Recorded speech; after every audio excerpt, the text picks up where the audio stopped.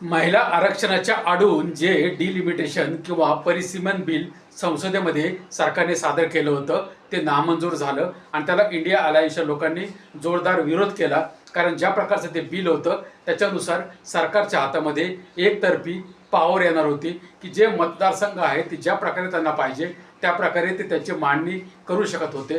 त्याला परिसीमन बिलाला India alliance किंवा जे विरोधी दल आहेत त्यांनी असहमती दर्शवली किंवा त्याला विरोध केला आणि ते संसदेमध्ये नामंजूर झालेला आहे. परंतु ज्या प्रकारचा प्रचार आणि प्रसार सध्या महाराष्ट्रामध्ये सुरू आहे किंवा ज्या प्रेस कॉन्फरन्स घेऊन लोकांमध्ये भ्रम पसरवण्याचा प्रयत्न केला जात आहे किंवा हे महिला विधेयकाला विरोध झाला, तर तसं न होता ते जे परिसीमन बिल त्या ठिकाणी आणलेलं होतं त्याला विरोध झाला. महिला विधेयक 2023मध्ये पूर्ण बहुमताने मंजूर झालेलं आहे आणि आता सरकारने 16 एप्रिल 2026मध्ये त्याचं नोटिफिकेशन केलं आहे.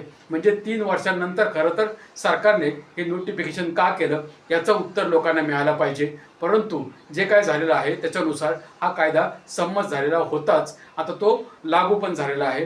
हे महाराष्ट्रातील जनतेने समजून घ्यायला पाहिजे.